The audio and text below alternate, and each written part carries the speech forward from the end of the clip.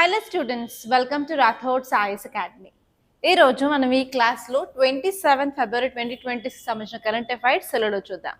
First of all అసలు topics ఏమేమి న్యూస్లో ఉన్నాయి, దాని తర్వాత ఎవ్రీ టాపిక్ తీసుకొని prelims, mains and interview point of వ్యూలో మీకు క్వశ్చన్స్ ఎలా వస్తాయి అండ్ ఏ విధంగా మీరు నోట్స్ అనేది ప్రిపేర్ చేసుకోవాలి, అసలు ఉండాల్సిన కీవర్డ్స్ ఏంటి, ఎవ్రీథింగ్ ప్రతి ఒక్కటి చదువుకుందాం ఈ క్లాస్లో. అండ్ దాని తర్వాత లాస్ట్లో మీ current affairs based prelims questions కూడా ప్రాక్టీస్ కోసం ఇచ్చాను. కంపల్సరీ వీడియోని లాస్ట్ వరకు చూడండి, ఎక్కడ స్కిప్ చేయొద్దు. Okay, first topics of the day చూసుకున్నట్లయితే ఈరోజు అరౌండ్ 5 to 6 టాపిక్స్ మనకి ఇంపార్టెంట్గా కనిపిస్తున్నాయి మన న్యూస్ పేపర్లో. ఫస్ట్ టాపిక్ వచ్చేసి supreme court bans text book order Caesar of all copies. ఈ టాపిక్ దేని గురించి మాట్లాడుతుంది అంటే ఎన్సీఆర్టీ రీసెంట్గా కొత్త క్లాస్ 8 నోట్బుక్ అనేది రిలీజ్ చేసింది. ఆ క్లాస్ 8లో ఒక చాప్టర్లో రోల్ ఆఫ్ జ్యుడిషియరీ అనే టాపిక్లో కరప్షన్ గురించి ఇచ్చారనమాట. సో అందుకని ఆ బుక్ని బ్యాన్ చేయమని సుప్రీం కోర్ట్ అయితే ఆర్డర్ చేసింది. అండ్ ఆ టాపిక్ అయితే ఈరోజు మార్నింగే నేను ఒక షార్ట్ క్లియర్గా రికార్డ్ చేసి అయితే పోస్ట్ చేశాను. సో అది కూడా చూసుకుంటే మీకు అది సరిపోతుంది. అండ్ ఈ టాపిక్ వచ్చేసి మన సుప్రీం కోర్ట్ జ్యుడిషియరీ చాలా చాలా ఇంపార్టెంట్ అనమాట. అండ్ జ్యుడిషియరీలో independence of judiciary, integrated judiciary, అలాగే checks and balances, separation of powers, ఈ టాపిక్స్ అన్నిటికీ ఈ టాపిక్తో లింక్ ఉంటుందన్నమాట. అండ్ ఇది వచ్చేసి మనకి పాలిటీలో చాలా ఇంపార్టెంట్. అండ్ నెక్స్ట్ టాపిక్ వచ్చేసి India security interest are directly linked to stability in West Asia region says Modi. మన ప్రైమ్ మినిస్టర్ ఇజ్రాయెల్కి 2 days విజిట్కి వెళ్ళారు. ఆ విజిట్లో ఇప్పుడు ఒక స్టేట్మెంట్ అయితే చేశారు. ఆ స్టేట్మెంట్ ఏంటంటే వెస్ట్ ఏషియా స్టేబుల్గా ఉండడం ఇండియా సెక్యూరిటీకి చాలా ఇంపార్టెంట్ అని. సో ఇలాంటి స్టేట్మెంట్స్ ఎవరైనా సరే మన డెలిగేట్స్ చేసినట్లయితే వాటి మీద డైరెక్ట్గా మెయిన్స్ క్వశ్చన్ రావచ్చు. అండ్ ఈవెన్ మీకు ఎస్ఏలో కూడా ఆ టాపిక్ గురించి అడిగే ఛాన్స్ ఉంది. అండ్ నెక్స్ట్ వచ్చేసి ఇంటర్వ్యూలో మాత్రం ఇలాంటి స్టేట్మెంట్స్ మీద మీ అభిప్రాయం ఏంటి అని క్వశ్చన్స్ అయితే అడిగే ఛాన్స్ ఉంది ఇంటర్వ్యూలో. So from prelims, mains and interview point of వ్యూలో వచ్చే క్వశ్చన్స్ని నేను ఆ టాపిక్ చెప్తున్నప్పుడు డీటెయిల్గా డిస్కస్ చేస్తాను. అండ్ ఈ టాపిక్ వచ్చేసి ఇంటర్నేషనల్ రిలేషన్స్ జిఎస్ పేపర్ 2లో చాలా ఇంపార్టెంట్. అండ్ నెక్స్ట్ టాపిక్ వచ్చేసి India slams Pak at United nation says it is living in a law land. So ఇక్కడ ఏమైందంటే యునైటెడ్ నేషన్స్లో సంబంధించిన ఒక ఆర్గనైజేషన్లో మనకి 61st సెషన్ మీట్ అనేది జరుగుతుంది. ఆ సెషన్లో పాకిస్తాన్, ఓఐసీ కొన్ని స్టేట్మెంట్స్ అయితే జమ్మూ అండ్ కాశ్మీర్కి సంబంధించి చేశారు. వాటిని రిటాలియేట్ చేస్తూ ఇండియా ఏమనిందంటే పాకిస్తాన్ హాల్యూజినేషన్లో ఉన్నట్టుంది అని చెప్పి ఒక స్టేట్మెంట్ అయితే పాస్ చేశారనమాట. సో దాని గురించి ఈ ఆర్టికల్. సో ఇక్కడ మనకి 3 to 4 ఏరియాస్ని క్లియర్గా చూసుకుంటే మనకి ప్రిలిమ్స్ క్వశ్చన్స్ని ఆన్సర్ చేసేలాగా ఉంటాయన్నమాట. ఆ టాపిక్స్ ఏంటో కూడా మీకు లిస్ట్ చెప్తాను. అండ్ నెక్స్ట్ టాపిక్ వచ్చేసి the shift of critical minerals to India strategic centre. So ఈ ఆర్టికల్ వచ్చేసి ఇండియా యొక్క పాలసీ అనేది క్రిటికల్ మినరల్స్ రిగార్డింగ్గా చేంజ్ అవ్వడం జరిగింది. ఎస్పెషలీ మనం గత 5 years బ్యాక్తో ఇప్పుడు పోల్చుకున్నట్లయితే మన యొక్క పాలసీస్ అన్ని క్రిటికల్ మినరల్ సెంట్రిక్గా ఉన్నాయి అని చెప్తుంది. సో ఈ స్టేట్మెంట్ని సబ్స్టాన్షియేట్ చేసి అసలు గవర్నమెంట్ ఆఫ్ ఇండియా ఏం చేస్తుంది, ఎందుకు క్రిటికల్ మినరల్ సెంటర్ అని చెప్పి ఆర్టికల్ చెప్పిందో చూసుకోవాలి. అండ్ దానివల్ల మనకి ఎలాంటి ఇంపాక్ట్ ఉంటుందో కూడా చూసుకోవాలి. అండ్ ఈ టాపిక్ వచ్చేసి ఎకానమీలో జిఎస్ పేపర్ 3లో చాలా ఇంపార్టెంట్. అండ్ క్రిటికల్ మినరల్స్ మీద కూడా మీకు mains, especially mains and prelims based questions chance ఉంది. అసలు ఎలా వస్తాయి, ఎన్ని టైప్స్ వస్తాయి కూడా చెప్తాను. అండ్ నెక్స్ట్ వచ్చేసి what changed in Hong Kong after national security law. So ఇదేంటంటే హాంకాంగ్కి సంబంధించిన టాపిక్ అనమాట. చైనా ఏం చేసిందంటే హాంకాంగ్లో నేషనల్ సెక్యూరిటీ లాని 2020లో ఇంపోజ్ చేసింది. దాని తర్వాత అసలు ఎలాంటి చేంజెస్ హాంకాంగ్లో అయ్యాయి అని చెప్పి ఆర్టికల్ అయితే ఇవ్వడం జరిగింది. సో దాని మీద కూడా మీకు ప్రిలిమ్స్ బేస్డ్ క్వశ్చన్ వస్తుంది. ప్రిలిమ్స్లో మనకి ఒక టైప్ ఆఫ్ క్వశ్చన్ చాలా చూస్తూ ఉంటాము. ఏంటంటే ఏదైనా ఇలాంటి ప్లేస్, ఇంటర్నేషనల్ రిలేషన్ సంబంధించిన ప్లేస్ న్యూస్లో ఉంటే ఆ యొక్క ప్లేస్ ఇచ్చేసి ఇది న్యూస్లో ఎందుకు ఉంది అని చెప్పి పేర్ బేస్డ్ క్వశ్చన్ ఇచ్చే ఛాన్స్ ఉందన్నమాట. సో ఎలా వస్తుంది ఎవ్రీథింగ్ అన్నీ ఈ వీడియోలో క్లియర్గా చూసుకుందాం. సో ఇవన్నీ ఈరోజు మనం డిస్కస్ చేసే topics of the day. Okay, first టాపిక్లోకి వెళ్ళినట్లయితే మనకి టైటిల్ ఏమి ఇచ్చారు, SC bans text book order Caesar of all copies అని ఇచ్చారనమాట. సో ఈ టాపిక్ గురించి ఇన్ డీటెయిల్గా క్లియర్గా బేసిక్స్ నుంచి చెప్పాలి అన్నట్లయితే ఫస్ట్ మనకి ఎన్సీఆర్టీ ఉంది కదా. ఈ ఎన్సీఆర్టీ ఏం చేసింది అంటే కొత్త క్లాస్ 8కి సంబంధించిన బుక్ని రిలీజ్ చేసింది. అదేంటంటే సోషల్ సైన్సెస్కి సంబంధించిన బుక్ అనమాట. ఆ క్లాస్ 8లో ఒక చాప్టర్ అయితే ఉందన్నమాట. ఆ చాప్టర్ టైటిల్ వచ్చేసి role of judiciary in our society. ఆ చాప్టర్ పేరు వచ్చేసి role of judiciary in our society అనమాట. అందులో సబ్ టాపిక్ ఏంటంటే corruption in judiciary. Corruption in judiciary గురించి చెప్పారు. ఓకే, సో ఈ చాప్టర్ గురించి ఒక ఐడియా తీసుకున్నట్లయితే అసలు జ్యుడిషియరీ ప్లే చేసే రోల్ ఏంటో చెప్పారు. అండ్ అదే చాప్టర్లో జ్యుడిషియరీ ఫేస్ చేసే ఛాలెంజెస్ గురించి కూడా చెప్పడం జరిగిందనమాట. సో నార్మల్గా మన జ్యుడిషియరీలో ఉన్న ఛాలెంజెస్ ఏముంటాయి?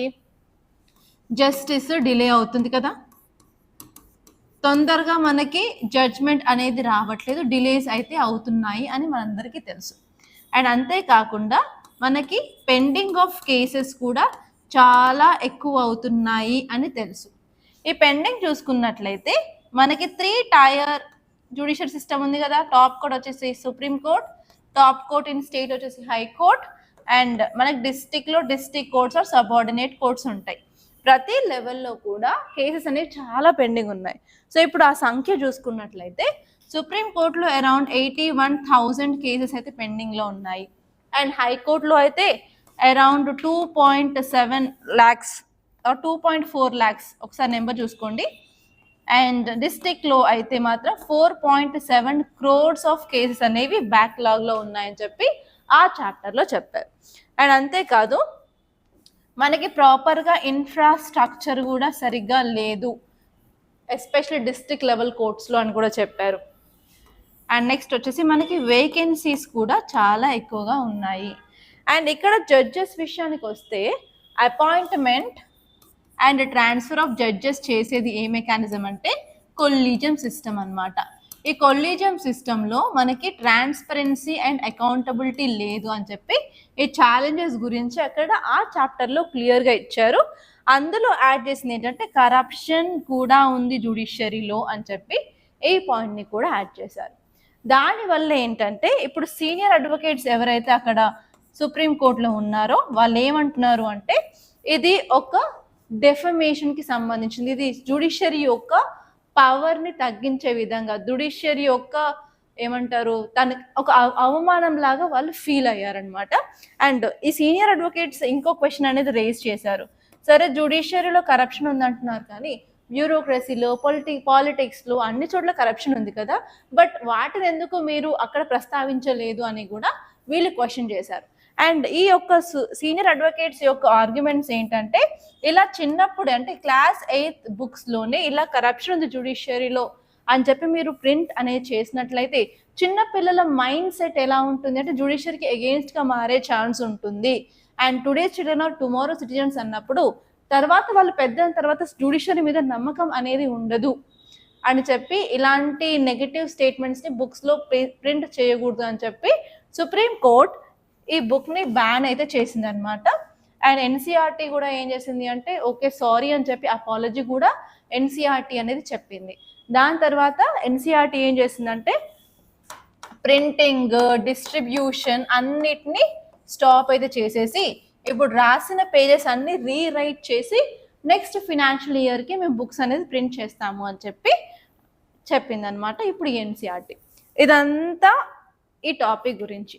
సో మీరు ఇక్కడ ఏం చూడాలి అంటే మెయిన్స్ పాయింట్ ఆఫ్ వ్యూలో ఛాలెంజెస్ ఫేస్డ్ బై జ్యుడిషియరీ అని క్వశ్చన్ అడిగే ఛాన్స్ ఉంది.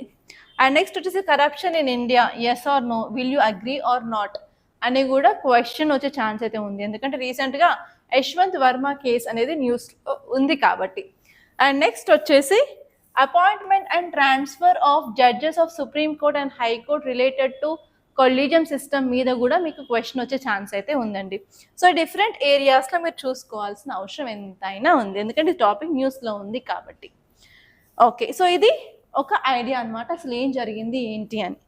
సో ఇక్కడ మీరు చూసుకోవాల్సింది ఏంటంటే ఇంపాక్ట్స్ ఏంటి, ఈ రూలింగ్ వల్ల ఇంపాక్ట్ ఏంటి. ఇప్పుడు సుప్రీం కోర్ట్ ఈ బుక్స్ ప్రింటింగ్ డిస్ట్రిబ్యూషన్ని బ్యాన్ చేసింది, దానివల్ల ఏంటంటే ఇప్పుడు ఎన్సీఆర్టీ నెక్స్ట్ మనకి అకాడమిక్ ఇయర్కి బుక్స్ అనేది ప్రొవైడ్ చేయాలి. సో ఏమవుతుంది, ఇప్పుడు సడన్గా అన్ని బ్యాన్ చేయడం వల్ల ఇప్పుడు ఆల్టర్నేట్ మెటీరియల్స్ని వెతుక్కోవాలి, లేకపోతే ఆల్రెడీ ఇంతకు ముందున్న వర్షన్ని అయినా సరే పబ్లిష్ చేయాల్సి ఉంటుంది. అండ్ ప్రింటింగ్కి పాత ఎడిషన్ అనేది ఇవ్వచ్చు. దానివల్ల కొన్నిసార్లు మనకి books availability in the market అనేది డిలే అవుతుంది. సో నార్మల్గా టీజీపీఎస్సీ స్టూడెంట్స్కి అయితే తెలిసే ఉంటుంది, మనకి స్కూల్ స్టార్ట్ అయ్యేది నార్మల్గా June 1 అలా స్టార్ట్ అవుతుంది కదా. ఆ టైంలో మనకి ఏ బుక్ సెంటర్లో అయినా సరే బుక్స్ అనేవి, కొత్త బుక్స్ చాలా తక్కువ అవైలబిలిటీలో ఉంటాయి.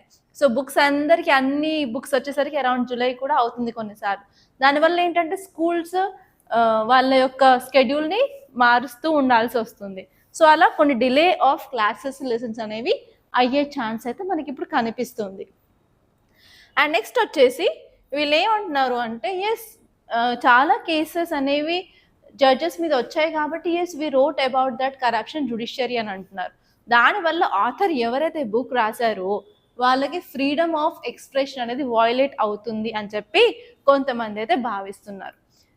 అండ్ నెక్స్ట్ ఏంటంటే, ఇప్పుడు ఎన్సీఆర్టీ అనేది ఒక మంచి ఇన్స్టిట్యూట్. నార్మల్గా యూపీఎస్సీకి ప్రిపేర్ అయ్యే వాళ్ళు కూడా బేసిక్స్ అర్థం అవ్వాలి అంటే ఎన్సీఆర్టీ అంటే ఏంటి, school books, 6th to 10th class school books అనమాట. సో ఆ స్కూల్ బుక్స్ చదవమని చెప్పి అందరు చెప్తారు. ఎంత పెద్ద పేరున్న ఇన్స్టిట్యూషన్కి ఇలాంటి నేమ్ వచ్చేసి బ్యాన్ అనేది చేస్తే మాత్రం ఆ యొక్క ఇన్స్టిట్యూట్ యొక్క క్రెడిబిలిటీ, అకౌంటబిలిటీ పోతుంది అని కొన్ని కన్సర్న్స్ అయితే రేజ్ అవుతూ ఉన్నాయి. అండ్ నెక్స్ట్ వచ్చేసి ఇప్పుడు ఇలాంటి డిబేట్స్ న్యూస్ పేపర్లలో, టీవీ ఛానల్స్లో అవన్నీ జరగడం వల్ల పీపుల్కి జుడిషియరీ మీద ఉన్న నమ్మకం పోయే ఛాన్స్ అయితే చాలా ఎక్కువగా ఉన్నాయి. ఎందుకంటే ఆల్రెడీ ఇప్పుడు కేసు ఫైల్ చేస్తే సివిల్ కేసుకి అయితే అరౌండ్ 10 years పడుతుంది జడ్జ్మెంట్ రావడానికి. క్రిమినల్ కేసు అయితే 12 years పడుతుందని చెప్పి రీసెంట్గా మనం 3 to 4 months బ్యాక్ కూడా రిపోర్ట్ చదివాం కదా. సో ఆల్రెడీ పీపుల్లో ఉన్న కన్సర్న్ ఏంటంటే డిలే అవుతుంది. ఇప్పుడు ఇలాంటి ఆర్టికల్స్ రావడం వల్ల దాని మీద ఉన్న ట్రస్ట్ కూడా పోయే ఛాన్సెస్ ఉంది అని చెప్పి ఇక్కడ చెప్తున్నారు అనమాట. ఇవి ఇంపాక్ట్స్.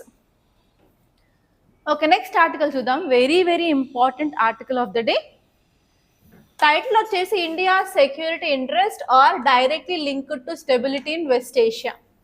సో ఫస్ట్ ప్రిలిమ్స్లో మీకు ఈసారి వెస్ట్ ఏషియా మీద క్వశ్చన్ వచ్చే ఛాన్స్ ఉంది. ఎందుకంటే రీసెంట్గా మన prime minister West Asian countries కూడా విజిట్ చేశారు కదా. అండ్ ఎస్పెషలీ కొన్ని కంట్రీస్ అయితే 75 years of anniversary of relations మనం చదువుకున్నాం, అవి న్యూస్లో ఉన్నాయి కాబట్టి. సో వెస్ట్ ఏషియా మ్యాప్ అనేది చాలా చాలా ఇంపార్టెంట్. సో ఇక్కడ ఇంకోటి ఏంటంటే, వెస్ట్ ఏషియా స్టెబిలిటీ గురించి మాట్లాడుతున్నారు కాబట్టి అసలు వెస్ట్ ఏషియాలో జరిగే గందరగోళాలు ఏంటో తెలుసుకోవాలి. సో రీసెంట్గా మనకు తెలుసు, ఇరాన్లో అలజడులు జరుగుతున్నాయి. ఇరాన్ పీపుల్ అందరూ ప్రొటెస్ట్ చేస్తున్నారు because of economic crisis in Iran. And అంతేకాకుండా మనకు తెలుసు ఇజ్రాయెల్ గాజా ఇష్యూ జరుగుతూనే ఉంది. సో అలాంటి ఇన్స్టెబిలిటీ అనేది జరగడం వల్ల ఇండియా ఆల్రెడీ ఇక్కడ ఈ వెస్ట్ ఏషియాలో చాలా ఇన్వెస్ట్మెంట్స్ అనేవి చేసింది. ఆ ఇన్వెస్ట్మెంట్స్ మన యొక్క సెక్యూరిటీని ఎఫెక్ట్ చేస్తుంది అని మన ప్రైమ్ మినిస్టర్ అంటున్నారు. కాబట్టి మనం ఒక 4 to 5 points అసలు ఎందుకు మన ప్రైమ్ మినిస్టర్ స్టేట్మెంట్ చేయాల్సి వచ్చిందో తెలుసుకోవాలన్నమాట. దాని మీద మీకు మెయిన్స్ క్వశ్చన్ కూడా వచ్చే ఛాన్స్ అయితే ఉంది. అండ్ ఇంకొక పాసిబుల్ క్వశ్చన్ ఏంటంటే, అసలు మనం వెస్ట్ ఏషియా నుంచి ఏం ఇంపోర్ట్ చేసుకుంటున్నాము, అలాగే ఏం ఎక్స్పోర్ట్స్ చేస్తున్నామో కూడా మీరు లిస్ట్ చేసి పెట్టుకుంటే ఈజీగా ఉంటుందండి. ఓకే, ఇప్పుడు ఇక్కడ చూసుకున్నట్లయితే మన ప్రైమ్ మినిస్టర్ 2 days విజిట్ కోసం ఇజ్రాయెల్కి అయితే వెళ్ళారు. సో అక్కడ ఏంటంటే ప్రెస్ కాన్ఫరెన్స్లో అతను ఈ స్టేట్మెంట్ అయితే చేశారు. ఆ స్టేట్మెంట్ ఏంటంటే, peace and stability in West Asia are directly linked to India's security interest అని. మన ఇండియా సెక్యూరిటీకి ఈ వెస్ట్ ఏషియా చాలా ఇంపార్టెంట్ అంటున్నారు. సో ఎందుకు అంటే, ఫస్ట్ వచ్చేసి ఎనర్జీ. మనం Gulf countries, for example Saudi Arabia, Iraq, UAE and అలాగే ఒమాన్ నుంచి అరౌండ్ 60% ఆఫ్ ఆర్ ఎనర్జీని ఇంపోర్ట్ చేసుకుంటున్నాం, ఎస్పెషలీ ఆయిల్ని ఇంపోర్ట్ చేసుకుంటున్నాం. సో ఏదైనా జరిగి ఈ యొక్క కంట్రీస్లో అలజడులు అనేది క్రియేట్ అయితే మాత్రం మనకి ఆయిల్ రావడం కష్టం అవుతుంది. అండ్ సెకండ్ వచ్చేసి డయాస్పోరా అండ్ రెమిటెన్సెస్. ఇండియా నుంచి సిటిజన్స్ వెళ్ళి చాలామంది వెస్ట్ ఏషియన్ కంట్రీస్లో ఉన్నారు, వాళ్ళని మనం ఇండియన్ డయాస్పోరా అంటాం. సో వాళ్ళు అక్కడ వర్క్ చేసిన తర్వాత ఏమవుతుందంటే వాళ్ళకి శాలరీస్ అనేవి వస్తాయి. ఆ శాలరీస్ని కొంత భాగం వాళ్ళు అక్కడ యూజ్ చేసుకొని కొంత మిగిలించుకొని వాళ్ళ పిల్లలకి వాళ్ళ ఫ్యామిలీస్కి పంపిస్తూ ఉంటారు. వాటినే మనం రెమిటెన్సెస్ అంటాం అనమాట. సో ఇలా వేరే కంట్రీస్తో ఏమైనా ఇన్స్టెబిలిటీ ఉంటే వాళ్ళు అక్కడ ఉండలేరు. We have to call them back. రీసెంట్గా మన గవర్నమెంట్ ఆఫ్ ఇండియా ఒక స్టేట్మెంట్ చేసింది, ఇరాన్లో ఉన్న వాళ్ళు తిరిగి ఇండియాకి వచ్చేసేయండి, ఇండియన్ సిటిజన్స్ ఎవరైనా ఉంటే అక్కడ పొజిషన్ బాగాలేదు అని చెప్పి. సో ఇన్ కేస్ అక్కడ స్టెబిలిటీ లేదు అంటే మనం వాళ్ళని బ్యాక్గా తీసుకురావాల్సి ఉంటుంది. కొన్నిసార్లు గవర్నమెంట్ ఆఫ్ ఇండియానే ప్లాన్ చేసి ఏరోప్లేన్స్ని పంపించి కూడా వాళ్ళని తీసుకొని వస్తారు. దానివల్ల ఇంకా ఎక్కువ బర్డెన్ అనమాట గవర్నమెంట్కి. అండ్ ఇలా స్టెబిలిటీ లేకపోతే మాత్రం మన పీపుల్ యొక్క సేఫ్టీ మనం అక్కడ ప్రొవైడ్ చేయలేము, అలాగే వాళ్ళు పంపించే రెమిటెన్సెస్ కూడా కట్ అవుతాయి. సో రెమిటెన్సెస్ చాలా ఇంపార్టెంట్ మన గవర్నమెంట్కి, ఎందుకంటే మన ఫారిన్ రిజర్వ్స్ని మెయింటైన్ చేయడానికి ఒక సోర్స్ వచ్చేసి రెమిటెన్సెస్ అనమాట. అండ్ నెక్స్ట్ వచ్చేసి ఆ ఏరియాలో మనకి చాలా ఇంపార్టెంట్ ట్రేడ్ రూట్స్ అయితే ఉన్నాయి. అవి ఏంటంటే స్ట్రైట్ ఆఫ్ హార్మూజ్ ఒకటి, రెడ్ సీ ఒకటి. ఇవి మనకి ఆయిల్ అండ్ ఇండియా యూరోప్ ట్రేడ్కి చాలా ఇంపార్టెంట్. అవి కూడా ఎఫెక్ట్ అయ్యే ఛాన్సెస్ అయితే ఉన్నాయి. అండ్ నెక్స్ట్ వచ్చేసి మనకి మేజర్ ప్రాబ్లం టెర్రరిజం అనమాట. సో ఈ టెర్రరిజంని కౌంటర్ చేయాలంటే వెస్ట్ ఏషియన్ కంట్రీస్ యొక్క సపోర్ట్ చాలా చాలా ఇండియాకి ఇంపార్టెంట్. అండ్ అంతేకాకుండా మనకి ఐఎన్ఎస్టీసీ, ఐఎంఈసీ అంటే India Middle East economic corridor, INSTC అంటే international north south transport corridor, అలాగే I2U2 ప్రాజెక్ట్స్ మీద గవర్నమెంట్ ఆల్రెడీ ఇన్వెస్ట్ చేసింది. వాటిని ప్రొటెక్ట్ చేసుకోవాలన్నా కూడా మనకు స్టెబిలిటీ అనేది చాలా ఇంపార్టెంట్ అని చెప్పారు. ఓకే, నెక్స్ట్ చూసుకున్నట్లయితే ఇలా స్టేట్మెంట్ చేసినందుకు మనకి ఎలాంటి ఇంపాక్ట్స్ ప్రభావం ఉంటుంది అంటే, దీని స్టేట్మెంట్ వల్ల ఇండియా ఇజ్రాయెల్ యొక్క కోఆపరేషన్, బైలాటరల్ రిలేషన్షిప్ అనేది ఫర్దర్ పెరిగే ఛాన్స్ ఉంది. అండ్ అంతేకాకుండా మన కనెక్టివిటీ కూడా మనం పెంచుకోవచ్చు అనమాట. ఆ కనెక్టివిటీ ఎలా పెరుగుతుంది అంటే, స్టెబిలిటీ పెరిగినట్లయితే ఐఎంఈసీ ప్రాజెక్ట్స్ ఫాస్ట్గా అవుతాయి. అండ్ అంతేకాకుండా చాబహార్ పోర్ట్ డెవలప్మెంట్ ఫాస్ట్గా అవుతుంది. ఐఎన్ఎస్టీసీ ప్రాజెక్ట్ కూడా ఫాస్ట్గా అవుతుంది అనమాట. అండ్ అంతేకాకుండా మన యొక్క ఎనర్జీ ఇంట్రెస్ట్, రెమిటెన్సెస్, డయాస్పోరా, అలాగే రీజనల్ వొలటైలిటీ మీద కూడా మనకి కొంత స్టాండ్ అనేది తీసుకోవచ్చు. అండ్ నెక్స్ట్ వచ్చేసి మల్టీ అలైన్మెంట్ వల్ల మనకి డిఫరెంట్ కంట్రీస్, ఇప్పుడు ఇజ్రాయెల్తో మనం మంచిగా ఉన్నట్లయితే ఆబ్వియస్లీ జీసీసీ, గల్ఫ్ కోఆపరేషన్ కౌన్సిల్తో కూడా మనకి రిలేషన్స్, సత్సంబంధాలు ఉంటాయన్నమాట. ఓకే, సో అలా మీరు చూసుకోవాలి. అండ్ నెక్స్ట్ ఆర్టికల్ చూడండి, ఇక్కడ టైటిల్ వచ్చేసి India slams Pakistan at United nations, says it is living in law law land. So ఇక్కడ మీరు గుర్తుపెట్టుకోవాల్సింది ఏంటంటే, యునైటెడ్ నేషన్స్ హ్యూమన్ రైట్స్ కౌన్సిల్లో 61st సెషన్ అనేది జరుగుతుంది. ఓకే, అండ్ ఇక్కడ UNHRCలో అరౌండ్ 47 మెంబర్ కంట్రీస్ అయితే ఉంటాయన్నమాట. సో ఆ సెషన్లో పాకిస్తాన్ ప్లస్ ఓఐసి ఒక స్టేట్మెంట్ చేశారు. ఆ స్టేట్మెంట్ ఏంటంటే జమ్మూ అండ్ కాశ్మీర్ గురించి అన్నమాట. సో ఇక్కడ చూడాల్సింది ఏంటంటే, పాకిస్తాన్ ప్రతిసారి యునైటెడ్ నేషన్స్ని ప్లాట్ఫామ్ లాగా యూజ్ చేసుకుంటూ జమ్మూ అండ్ కాశ్మీర్ రిలేటెడ్ ఇష్యూస్ని హైలైట్ చేస్తారనమాట. సో ఈసారి ఆ స్టేట్మెంట్స్లో ఈవెన్ చెనాబ్ రైల్ బ్రిడ్జ్ కూడా ప్రస్తావనలోకి వచ్చింది. సో వాళ్ళు ఏమన్నారంటే, లాస్ట్ ఇయర్లోనే చెనాబ్ రైల్ బ్రిడ్జ్ని ఇండియా ఇనాగ్రేట్ చేశారు అని చెప్పారు. సో దానికి ఇండియా ఏం చేసిందంటే రిటాలియేషన్ చేసేసి పాకిస్తాన్ ఊహల్లో బతుకుతుంది అని చెప్పి కొన్ని స్టేట్మెంట్స్ అయితే చేశారనమాట. సో ఇక్కడ మీరు చూడాల్సింది ఏంటంటే, United Nations human right council గురించి మీకు క్వశ్చన్ వచ్చే ఛాన్స్ ఉంది. అండ్ నెక్స్ట్ వచ్చేసి OIC, organisation of Islamic cooperation గురించి క్వశ్చన్ వచ్చే ఛాన్స్ ఉంది. అండ్ నెక్స్ట్ వచ్చేసి చినాబ్ రైల్ బ్రిడ్జ్ గురించి కూడా క్వశ్చన్ వచ్చే ఛాన్స్ ఉంది మీ ప్రిలిమ్స్లో.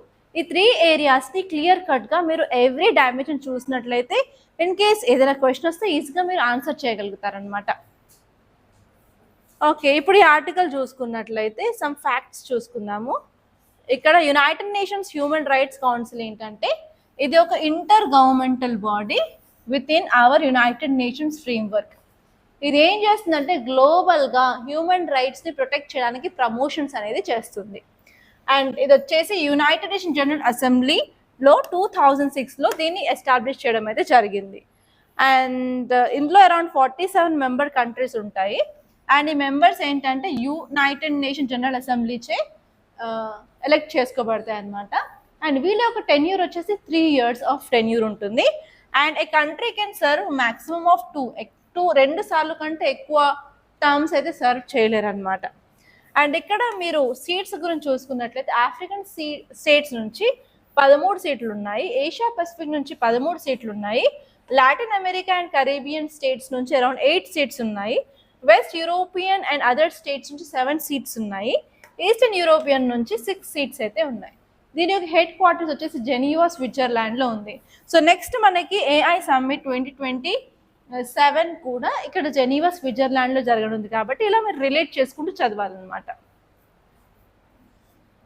ఓకే, మనం నెక్స్ట్ ఆర్టికల్ చూద్దాం. ఈ నెక్స్ట్ ఆర్టికల్ వచ్చేసి shift of critical minerals to India strategic centre. So ఈ ఆర్టికల్ మెయిన్ జిస్ట్ వచ్చి ఒకే దాని గురించి చెప్తుంది అనమాట. అదేంటంటే క్రిటికల్ మినరల్స్ గురించి చెప్తుంది. ఆల్రెడీ క్రిటికల్ మినరల్స్ గురించి మనకి యూపీఎస్సీ ప్రీవియస్ క్వశ్చన్స్ అయితే అడిగింది కాబట్టి ఈసారి ఎక్కువ ఫోకస్ క్రిటికల్ మినరల్స్ మీద మన గవర్నమెంట్ ఆఫ్ ఇండియా చేస్తుంది కాబట్టి మీరు కంపల్సరీ దాన్ని చూసుకోవాలన్నమాట. సో ఇక్కడ మీరు ఏం చేయాలి అంటే ఫస్ట్ క్రిటికల్ మినరల్స్ అంటే ఏంటి, ఇండియాలో 30 క్రిటికల్ మినరల్స్ని మైన్స్ అండ్ మినరల్ రిస్క్లో యాడ్ చేశారు. ఈ 30 క్రిటికల్ మినరల్స్ ఏంటో మీరు చూసుకోవాలి. అండ్ రీసెంట్గా బడ్జెట్లో మనకి రేర్ ఎర్త్ కారిడార్స్ గురించి చెప్పారు. ఆ రేర్ ఎర్త్ కారిడార్స్ గురించి కూడా మీరు చూసుకోవాలి. అండ్ నెక్స్ట్ వచ్చేసి మనకి నేషనల్ క్రిటికల్ మినరల్ మిషన్ ఉందన్నమాట. సో దాని గురించి కూడా మీరు క్లియర్గా చూసుకోవాలి. ఈ 4 ఏరియాస్ నుంచి మీకు ప్రిలిమ్స్ అండ్ మెయిన్స్ క్వశ్చన్ వచ్చే ఛాన్స్ అయితే కంపల్సరీ ఉంది. సో ఇప్పుడు ఈ ఆర్టికల్ ఏం చెప్తుందంటే అరౌండ్ 5 to 6 years బ్యాక్ వెళ్ళినప్పుడు మన గవర్నమెంట్ ఆఫ్ ఇండియా క్రిటికల్ మినరల్స్ని అంత పట్టించుకొని లైట్ తీసుకుంది. కానీ 2026 నుంచి మాత్రం గవర్నమెంట్ ఆఫ్ ఇండియా యొక్క పాలసీస్ అన్నీ ఈ క్రిటికల్ మినరల్స్ చుట్టూ తిరుగుతున్నాయి అని అంటుంది. అసలు క్రిటికల్ మినరల్స్ అంటే చాలా చాలా ఇంపార్టెంట్ మినరల్స్ అనమాట. ఎస్పెషలీ మన semi conductors, electronic devices and solar power, renewable ఎనర్జీని తయారు చేయాలంటే మనకు కావాల్సినవి ఇవే అనమాట. ఫ్యూచర్ మొత్తం ఇన్ని రోజులు ఏమనుకున్నారు, ఫ్యూచర్ అంతా డిపెండ్ అయింది డేటా, ఫస్ట్ ఆయిల్ అన్నారు. Okay, first everything is dependent oil అన్నారు. ఇప్పుడు ఆయిల్ నుంచి కాస్త డేటాలోకి వచ్చారు. ఇప్పుడు డేటా నుంచి కాస్త ఇప్పుడు క్రిటికల్ మినరల్స్ అంటున్నారు. సో అందుకే ఇండియా 2026 నుంచి క్రిటికల్ మినరల్స్ మీద ఎక్కువ ఫోకస్ చేస్తుంది. ఎందుకంటే ఇప్పుడు మనం అంతా ఫోకస్ చేసే development AI, machine learning, semi conductors, chips అని వీటి మీద పడ్డాం కదా. సో అందుకని ఇవన్నీ క్రిటికల్ మినరల్స్ లేకుండా మనం తయారు చేయలేమన్నమాట. సో అందుకని ఇప్పుడు మన పాలసీ మొత్తం దీని చుట్టూ తిరగడం జరిగింది. సో ఇప్పుడు ఈ ఆర్టికల్కి వచ్చినట్లయితే ఈ ఆర్టికల్ ఏం చెప్తుంది అంటే మన ఇండియాలో ఉన్న పాలసీ అనేది ఎవ్రీ ఇయర్ ఎవాల్వ్ అవుతూ వస్తుంది.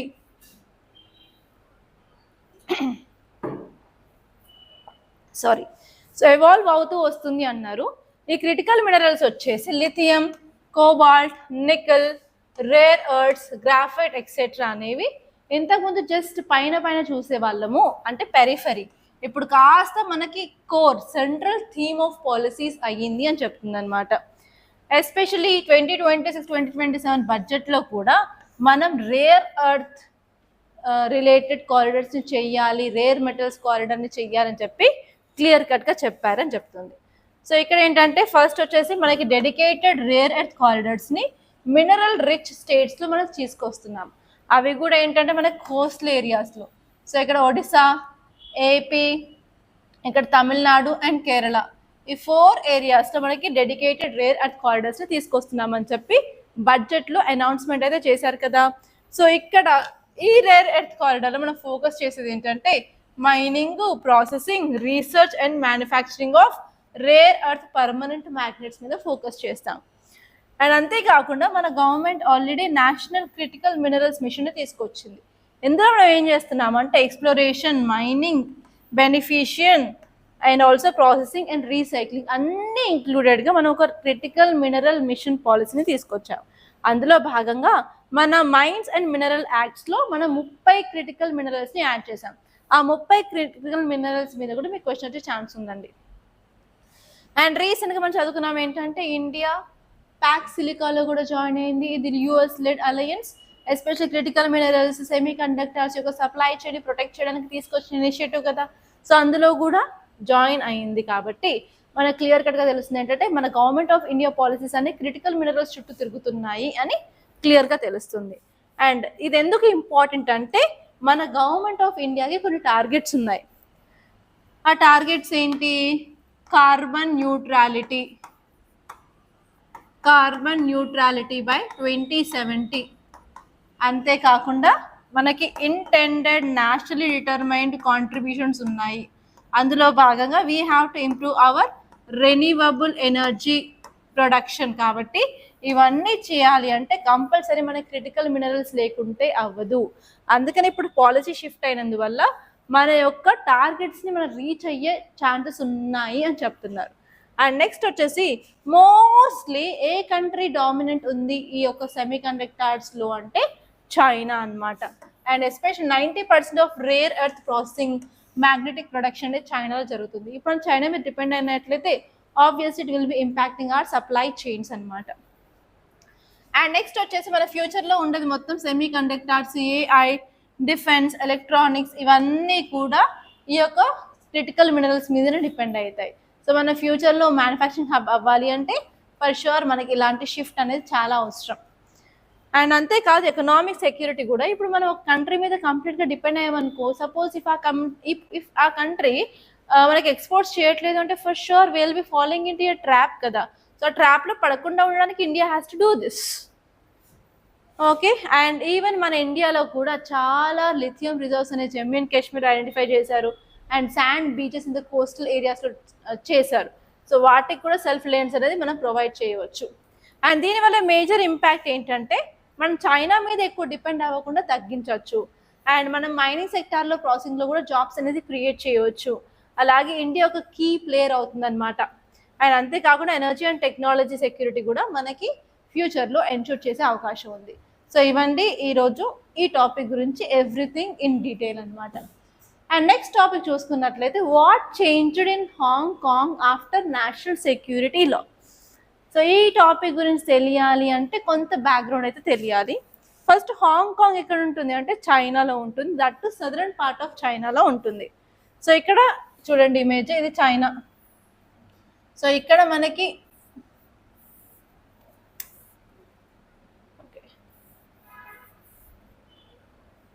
ఇక్కడ మనకి కనిపిస్తుంది, ఇక్కడ ఒక చిన్న డాట్, ఇక్కడ మనకి హాంకాంగ్ అనేది ఉంటుంది అనమాట.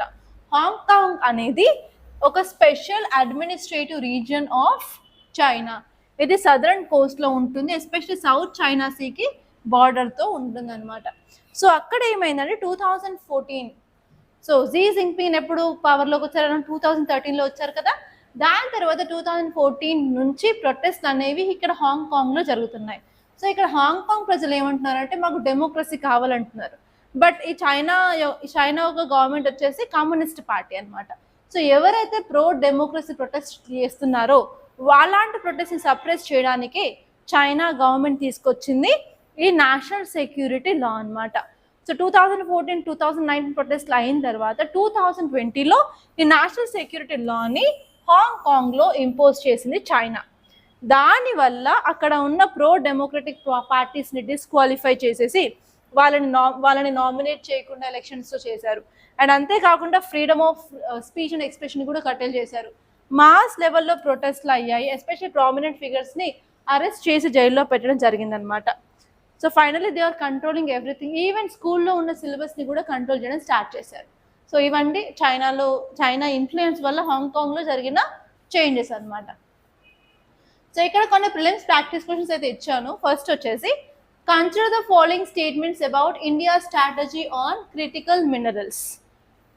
ఫస్ట్ స్టేట్మెంట్ వచ్చేసి India has established rare earth corridors in states like Odisha, Kerala to promote mining, processing of rare earth permanent magnets. China's dominance in rare earth processing accounts for over 90% of global capacity, posing a geopolitical risk to India's import-dependent supply chains. Next, which is the Union Budget 2026 to 2027 exempted custom duties on all critical minerals to boost domestic manufacturing. ఇందులో correct ఏవి అని అడుగుతున్నారు. So ఇప్పటి నుంచి నేను పని చేస్తాను, చాలామంది ఆన్సర్స్ చెప్పండి అని చెప్పి కామెంట్లో అడుగుతున్నారు కదా. సో నేను ఏం చేస్తాను అంటే అవే 2 క్వశ్చన్స్ విత్ ఎక్స్ప్లెనేషన్ నేను కమ్యూనిటీలో పోస్ట్ చేస్తాను క్విజ్లో. సో మీరు అక్కడ ట్రై చేయండి, అండ్ అక్కడ మీరు ట్రై చేసిన తర్వాత మీరు పెట్టింది రైట్ ఆర్ రాంగ్ అక్కడే డిస్ప్లే అవుతుంది. దాంతోపాటు ఎక్స్ప్లెనేషన్ పార్ట్ కూడా వస్తుంది కదా. సో దట్ నాకు టైం ఇక్కడ I will be reducing the time of Hindu analysis, and అక్కడ మీకు ప్రాక్టీస్ లాగా కూడా ఉంటుంది. From today onwards I will be doing that. Already ఈ రోజు అయితే ఫస్ట్ క్వశ్చన్ అనేది నేను పోస్ట్ చేశాను. సో రేపటి నుంచి నేను 2 క్వశ్చన్స్ ఏమేమి పెడతానో ఆ 2 క్వశ్చన్స్ కూడా నేను అక్కడ పోస్ట్ చేస్తాను విత్ ఆన్సర్ అండ్ ఎక్స్ప్లెనేషన్ అనమాట. ఓకే, నెక్స్ట్ క్వశ్చన్ వచ్చేసి consider the following statements regarding the United Nations human rights council. UNHRC was established in 2006 as a successor to United Nations Commission on Human Rights and consists of 47 member states elected by United Nations General Assembly. And second question వచ్చేసి members of UNHRC serve for a term of 3 years and are eligible for immediate re-election after 1 term. The Universal Periodic Review is a mechanism under United Nations Human Rights Council where all UN member states human rights records were reviewed every 4 to 5 years. ఇందులో ఏ statement right? Compulsory answers అయితే try చేసి కామెంట్లో పెట్టండి. By this I'm concluding guys. మీరు కనుక మీ UPSC journey start చేయాలనుకున్నట్లయితే మన అకాడమీలో new batch for GS prelims cum mains foundation start అయింది. సో రీసెంట్గా స్టార్ట్ అయింది, జస్ట్ ఎస్టర్డే స్టార్ట్ అయింది. సో కంపల్సరీ మీరు జాయిన్ అవ్వాలి అనుకున్నట్లయితే ఇద్దరు ఆన్లైన్ అయినా సరే పర్లేదు, ఆఫ్లైన్ అయినా పర్లేదు. You can call us on this number 8074765513. And I wish you all the best. Thank you so much guys.